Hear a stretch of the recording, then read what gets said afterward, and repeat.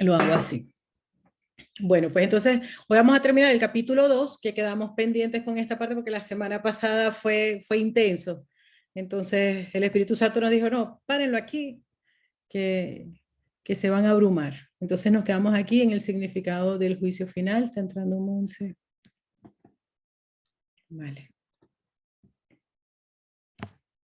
Vamos a empezar con una oración mientras terminan de ingresar. Espíritu Santo, te damos gracias de comenzar una nueva semana. Te entregamos nuestras mentes y en particular en este momento te pedimos un instante santo en el que seas tú que nos des la comprensión de lo que Jesús nos ha querido decir aquí en un curso de milagros. Te pedimos por sobre todas las cosas que no queramos inventarle otra interpretación distinta a la verdadera. Te ponemos nuestras mentes a tu disposición. Danos seguridad y que sea este un instante de unidad en el que nos unamos. Muchas gracias y amén. Bueno, vamos a ir comenzando. Voy a tener que quitar el mouse de aquí porque me equivoco.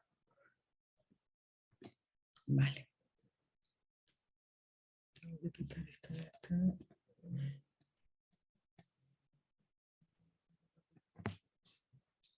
¿Me oyen todos bien? ¿Todo bien? Es que les digo, yo hace un rato, hace como 2 horas lo encendí, hice todas las pruebas y me pareció que iba bien, incluso grabé, vi la grabación, todo bien.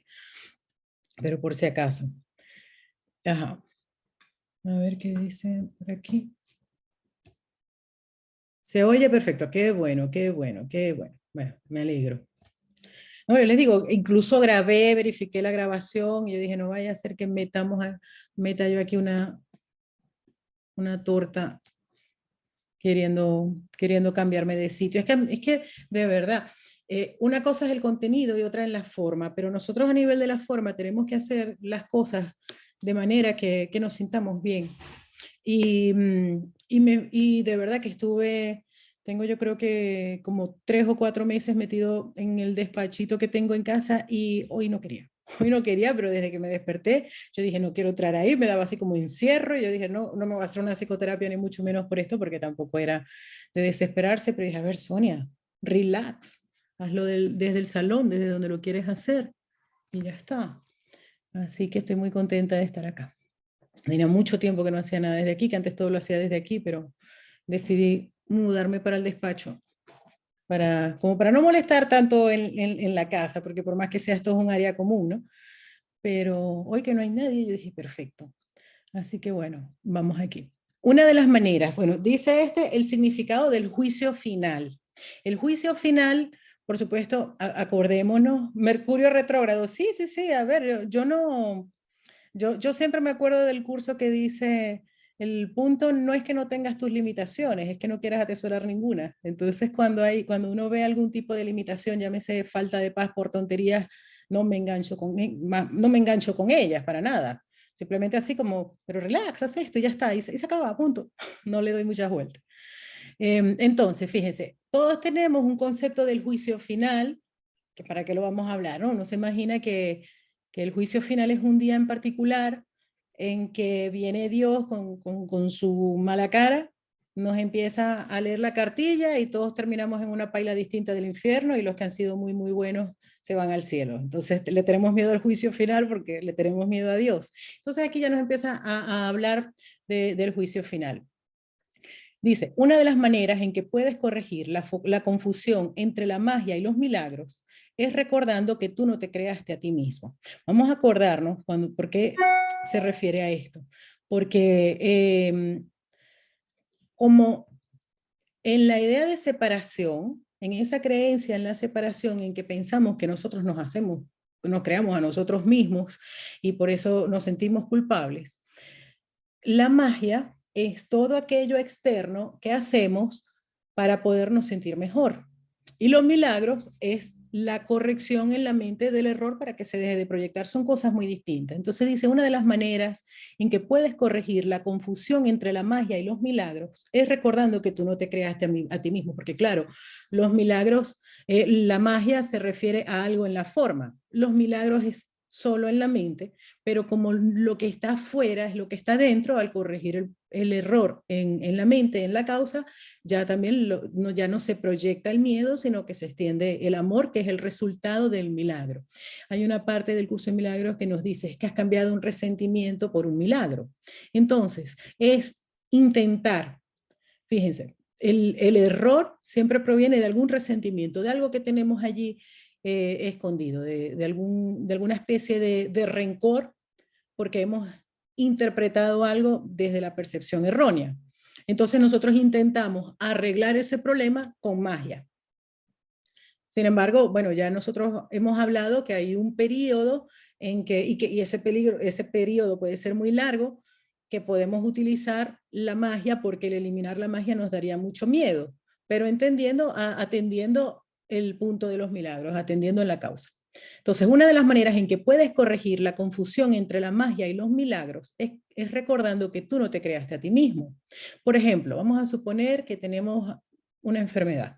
Vamos para el médico, nos pone un tratamiento y el tratamiento nos funciona sumamente bien y uno dice, mira, esto funcionó, o sea, la magia funciona. Y el curso no nos dice que aquí a nivel del mundo, a nivel físico, no es que no funcionen las magias, sino que nos dicen, funcionan las magias porque crees en ellas. O sea, todavía sigue estando el poder de lo que tú crees. Entonces dice, tiendes a olvidarte de esto cuando te vuelves egocéntrico, lo cual te coloca en una posición en la que es prácticamente inevitable creer en la magia. Voy a leerlo completo y ahora vamos a hablar porque nos habla aquí del egocentrismo. La voluntad de crear te fue dada por tu creador, quien estaba expresando esa misma voluntad en su creación. Puesto que la capacidad de crear reside en la mente, todo lo que creas es necesariamente una cuestión de voluntad. De ello se desprende también que lo que haces por tu cuenta es real para ti, más no lo que es la mente de Dios. Esta distinción básica conduce directamente al verdadero significado del juicio final. Miren, nos dice, Dios tuvo la voluntad de crearnos. Es decir, si nosotros lo llevamos a nuestra vida, todo lo que nosotros creamos o fabricamos es porque es nuestra voluntad. La creencia demuestra lo que es nuestra voluntad, lo que nosotros deseamos que sea. Entonces, dice, de ello se desprende también que lo que haces por tu cuenta es real para ti. Es real porque yo lo creé en la mente, yo no puedo, es obvio, creo en algo, por lo tanto es real para mí y es mi voluntad de que sea real para mí, aunque no sea real para más nadie, pero para mí sí lo es. Más lo es en la mente de Dios, más no lo es en la mente de Dios. Es decir, nosotros aquí en la forma fabricamos muchísimas cosas que solo son reales para nosotros, pero no son reales en la mente de Dios. Por lo tanto, como lo único, como todo lo que crea Dios es eterno, si no está en la mente de Dios, no es eterno. Eso, a ese punto es a lo que nos quiere llevar. Y como no es eterno, pues entonces se puede deshacer. Esta distinción básica conduce directamente al verdadero significado del juicio final. Ahora nos lo explica. El juicio final es una de las ideas más atemorizantes de tu sistema de pensamiento. Aquí fíjense que Jesús no tiene duda que al ir por el capítulo 3, estamos en el sistema del pensamiento del ego. De hecho, dice si lo estás leyendo porque estás en el sistema del pensamiento del ego. Okay. Eso se debe a que no entiendes lo que es. Eso se entiende a que no entiendes lo que es. Juzgar no es un atributo de Dios. El juicio final se originó a raíz de la separación como uno de los muchos recursos de aprendizaje que se incluyeron en el plan general. En el plan general para que el Hijo de Dios despierte. Del mismo modo en que la separación abarcó un periodo de millones de años, así el juicio final se extenderá por un periodo igualmente largo o tal vez aún más largo. Su duración, no obstante, puede acortarse enormemente mediante los milagros, el recurso que acorta el tiempo pero que no lo abole. Si un número suficiente de nosotros llega a alcanzar una mentalidad verdaderamente milagrosa, Este proceso de acortar el tiempo puede llegar a ser virtualmente inconmensurable. Es esencial, no obstante, que te liberes a ti mismo del miedo cuanto antes, pues tienes que escapar del conflicto si es que has de llevar paz a otras mentes. Fíjense. El juicio final, ya ahora cuando empezamos les dije, nosotros le tenemos miedo al juicio final porque nos hemos hecho la idea de que un día en particular en que dice esto se acabó ya, Dios está enfadado, Dios llegó al tope de la locura de aquí, de que nos estemos haciendo daño unos a otros, de que estemos sufriendo, y entonces uno se imagina que así va a terminar. Y lo que nos dice que no es verdad, porque juzgar no es un atributo de Dios. Por lo tanto, el juicio final no lo hace Dios. El juicio final se originó a raíz de la separación como uno de los muchos recursos de aprendizaje que se incluyeron en el plan general. El juicio final es ver todo lo que nosotros hemos percibido desde el miedo, desde la separación, y en que nosotros hemos juzgado de que merece castigo, le tenemos que dar una reinterpretación. El juicio final, para que se vaya entendiendo a lo que se está refiriendo aquí, el juicio final al que nosotros vamos a llegar de todo lo que hemos juzgado es que el Hijo de Dios es inocente. Y cuando hablamos del Hijo de Dios es inocente, nos incluimos a nosotros. Ese es el juicio final al que todos vamos a llegar. Pero claro, dice aquí que el periodo de separación abarcó periodos de millones de años y que el juicio final también puede abarcar eso o mucho más tiempo. Significa, fíjense que nosotros estamos en el capítulo 2 y capítulo 3, bueno, todo, pero se enfrasca mucho en lo que es la expiación, que es la corrección del error de que podemos estar separados. ¿Y qué es lo que nosotros nos lleva un curso de milagros? A ver todo lo que hemos percibido desde el miedo, que lo hemos juzgado por nuestra percepción como algo que nos puede hacer daño, como algo culpable, hemos echado la culpa afuera, nos hemos sentido culpables nosotros, en el juego de la culpabilidad. Y entonces el juicio final es que todos son inocentes, es decir, no hay culpabilidad, en el que hemos estado equivocados absolutamente en todo. Y por supuesto, eso puede llevar millones de años, dependiendo de nuestra voluntad de que así sea o no sea. Pero entonces nos dice, su duración, no obstante, puede acortarse enormemente mediante los milagros. Claro, porque es que sin los milagros, sin el cambio de percepción, nosotros vamos a seguir juzgando igual. Y podemos ese periodo del juicio final alargarlo muchísimo si nosotros no tenemos la voluntad de desear ver de otra manera. El milagro es el recurso que acorta el tiempo. Ya hemos hablado varias veces de que el milagro colapsa el tiempo, de que el milagro nos hace ahorrar miles de años, de que no sigamos repitiendo lo mismo. Y entonces el milagro por eso es un recurso que acorta el tiempo, pero que no lo abole. No lo abole porque acuérdense que aquí nos habla del tiempo en dos vertientes. El tiempo tal como nosotros lo vemos, ahora son aquí en España 6:48. ¿Verdad? Es el tiempo, mañana, tarde, noche, días, meses y tal. Y también se refiere al tiempo como la experiencia corporal, tiempo y espacio es solamente en la separación. Entonces dice, no abole el tiempo, no acaba con el tiempo, pero lo activa. A ver, ok, gracias.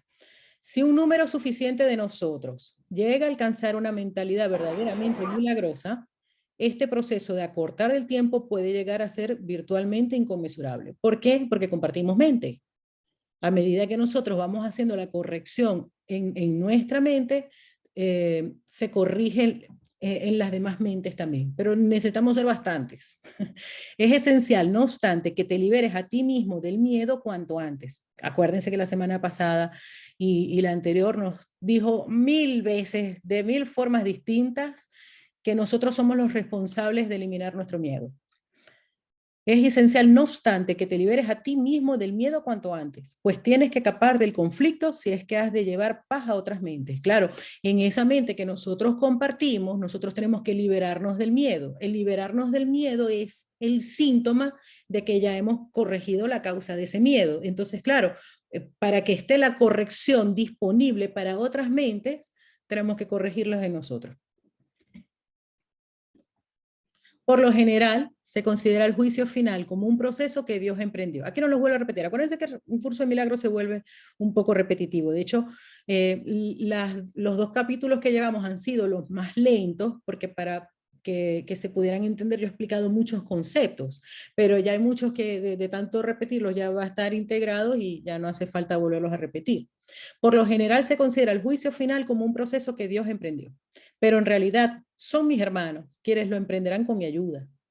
En ese juicio final nosotros no estamos solos. De hecho, fíjense que Jesús nos dio un curso de milagros para ayudarnos a eliminar el miedo, para que nosotros permitamos la expiación. El juicio final es la última curación en vez de un reparto de castigos. Por mucho que piense que los castigos son merecidos. El castigo es un concepto completamente opuesto a la mentalidad recta y el objetivo del juicio final es restituirte tu mentalidad recta. El juicio final es no merezco castigo, aunque yo intente justificarlo con que los merezco yo o otro. No, aquí nadie merece castigo, así que hay que quitarse el concepto de que la justicia divina se encarga del otro. No, los que cometemos errores y sostenemos la culpa allí, lo vamos a repetir, pero no porque no los está enviando Dios, sino porque todo esto es cuántico.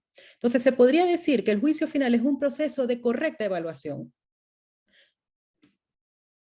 El juicio final, no estamos en el juicio final, estamos enjuiciando de manera incorrecta. Significa simplemente que todos llegarán por fin a entender qué es lo que tiene valor y qué es lo que no lo tiene. Después de que esto ocurra, la capacidad para elegir podrá ser dirigida racionalmente. Pero hasta que no se haga esa distinción, las oscilaciones entre la voluntad libre y la aprisionada no podrán sino continuar. Ok. A ver, no me quiero poner las cosas que son como más complejas, que habría que explicar mucho más de fondo, pero sí, por ejemplo, dice, después de que esto ocurra, la capacidad para elegir podrá ser dirigida racionalmente. Aquí nos estaba hablando de que nosotros, para poder definitivamente o tener un juicio adecuado, tenemos que ver qué es lo que tiene valor y lo que no lo tiene. Realmente, para que no se me achaque mucho la cabeza. Lo único que tiene valor es la paz. Lo demás no tiene valor. Eso es lo previo para poder hacer un juicio acertado. Si en una situación yo le estoy dando vueltas y le estoy dando vueltas y estoy mirando un montón, el abanico de opciones y me estoy mortificando, no le estoy dando valor a la paz. Entonces, eso es lo que nos lleva para poder tener un juicio acertado, tenemos que primero darnos cuenta de qué tiene valor y qué no lo tiene. Nada que no nos lleve a la paz tiene valor en absoluto. Lo único realmente valioso, en el sentido literal de la palabra, es la paz. Nada más tiene valor, nada más. El primer paso hacia la libertad comprende separar lo falso de lo verdadero, que fíjate, nos dice primero darnos cuenta de qué tiene valor y qué no lo tiene. Y eso está ligado completamente a lo que es falso y a lo que es verdadero. El verdadero es la paz. Verdadero es lo que nosotros somos. Lo demás es falso y nos podemos enrollar con ellos millones de años. Este es un proceso de separación en el sentido constructivo de la palabra y refleja el verdadero significado del Apocalipsis. Al final, cada cual contemplará sus propias creaciones y elegirá conservar solo lo bueno, tal como Dios mismo contempló lo que había creado y vio que era bueno. En esa falta de paz, en eso que no valoramos lo que no es la paz y lo hemos ido proyectando, va a llegar un momento en que vamos a distinguir lo que es falso de lo que es verdadero y eso es lo que nosotros nos tenemos. Esto es verdadero, esto me genera paz, lo único que es verdadero es todo lo que nos genere paz. Lo demás es falso. Y en realidad no es que lo que nos genera paz aquí en el mundo sea verdadero, no, lo único verdadero está en mi mente. Lo demás es falso. Y refleja el verdadero significado del Apocalipsis. Al final, cada cual contemplará sus propias creaciones y elegirá conservar solo lo bueno, tal como Dios mismo contempló lo que había creado y vio que era bueno. Nosotros acuérdense que esto aquí se refiere a que en el curso nos habla de que las proyecciones son nuestras creaciones falsas y la extensión es la creación verdadera, aunque aquí en el mundo no hay creación, pero sí se extiende el amor y eso sí nos lo llevamos para el cielo. Entonces, a partir de ahí, la mente podrá comenzar a contemplar sus propias creaciones con amor por razón del mérito que tienen. ¿Cuál es el mérito que tienen? Que son obra de Dios. Aquí termina siendo todo obra de Dios, porque dice Jesús que Dios, primero no sabe nada del ego, ni nada de eso, pero bueno, el Espíritu Santo sí. Y el Espíritu Santo, ¿qué es lo que hace? Hace eso, varias veces nos lo dice el curso. El Espíritu Santo, el milagro, lo que hace es separar lo falso de lo verdadero. Y eso está en nuestra mente. Ya aquí nos empieza a llevar el curso a dejar de ver al Espíritu Santo como algo externo y nos está poniendo en nuestra voluntad, en nuestro verdadero ser. Aquí dice, el primer paso es hacer la verdad, comprende separar lo falso de lo verdadero. Ya aquí no está diciendo que lo hace el Espíritu Santo como si fuera un ente separado. Tampoco dice que está dentro, pero es intrínseco en lo que estamos leyendo. Dice, a partir de ahí, la mente podrá comenzar a contemplar sus propias creaciones con amor, por razón del mérito que tienen. Al mismo tiempo, repudiará inevitablemente sus creaciones falsas, que en ausencia de la creencia que las originó, dejarán de existir. Esto es potentísimo. Miren, al mismo tiempo, repudiará inevitablemente sus creaciones falsas. Repudiar es que no se las cree, no significa que las odie. ¿Ok? No hay que odiar nuestras proyecciones porque lo que nos muestran es el poder que tiene la mente. Y tiene el poder de la mente porque seguimos siendo tal como Dios nos creó. Entonces, repudiar no es odiar, simplemente que las vamos a catalogar en el juicio final como falsas.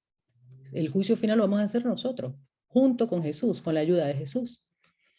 Entonces, dice aquí, en ausencia, ¿y por qué y por qué dice que van a dejar de existir?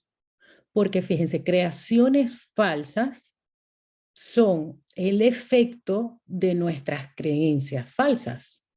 Entonces nosotros tenemos unas creencias que originan una creación falsa. Al eliminar esa creencia porque separo lo falso de lo verdadero, me doy cuenta de lo que vale y de lo que no vale. Cuando me doy cuenta que no vale, ya no me interesa seguirle poniendo mi atención.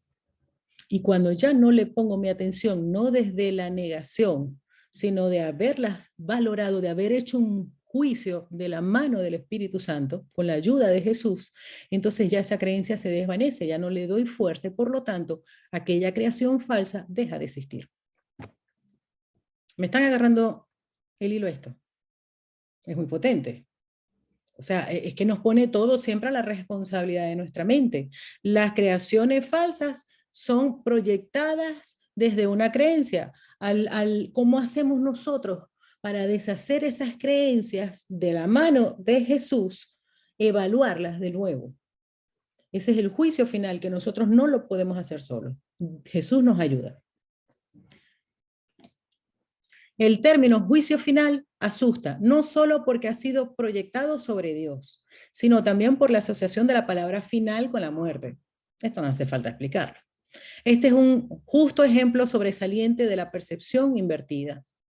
Si se examina objetivamente el significado del juicio final, queda muy claro que en realidad es el umbral de la vida. Nadie que viva atemorizado puede estar realmente vivo. No te puedes someter a ti mismo a tu propio juicio final porque tú no te creaste a ti mismo. Puedes, no obstante, aplicarlo significativamente y en cualquier momento a todo lo que has fabricado y retener en la memoria solo lo creativo y lo bueno. Eso es lo que tu mentalidad recta no puede sino dictar. El único propósito del tiempo es darte tiempo para alcanzar ese juicio. Y cómo nosotros alcanzamos en el tiempo ese juicio, cuando dejamos de decidir juzgar por nuestra manera, a nuestra manera, el cual no es otra cosa que el juicio perfecto con respecto a tus propias creaciones perfectas. Cuando todo lo que retengas en la memoria sea digno de amor, no habrá ninguna razón para que sigas teniendo miedo. Ese es tu papel en la expiación. Todo lo que retengas en la memoria. La memoria, acuérdense, la memoria se fabricó en el momento que se creyó en la separación y fue un instrumento del ego para hacer real lo que necesitaba. Y la manera de sostenerse en el tiempo era mediante la memoria, de centrarse en el pasado, de ir centrándose en el pasado de manera que se vaya repitiendo y así no se pueda cortar nada. Y entonces se puede durar millones de años solo viendo el pasado. Pero ¿qué ocurre? En el momento en que nosotros vamos expiando, en nuestro papel en la expiación, vamos reevaluando todas esas creencias, toda esa memoria, vamos viendo nuestras proyecciones y se empiezan a entregar. Entonces, lo que va a ocurrir es que vamos eliminando nuestro miedo. Por lo tanto, nosotros tenemos que ver en nuestro deshacimiento del miedo, que es a lo que nos ha ido llevando el capítulo 2, en ese deshacimiento del miedo, aquí nos está diciendo cómo lo vamos a deshacer. El miedo, ver que me está informando, volver a reevaluar eso, darme cuenta de qué es lo que yo estoy valorando allí. Cuando lo dejo de valorar, se elimina esa creencia y por lo tanto en mi memoria solamente va a quedar lo que es digno de amor. Por eso a medida que nosotros vamos espiando, vamos deshaciendo el error en nuestra mente, empezamos a recordar cosas del pasado mucho más amorosas que en las que normalmente nosotros nos centrábamos. O sea, las bonitas habían quedado como catapultadas al olvido, pero quedaban allí, pero no se podían deshacer porque todo lo que es digno de amor queda en la memoria. Lo demás se deshace de la nada lo que fue. Entonces, así dice, vas a dejar de seguir teniendo miedo. Y ahora, capítulo 3.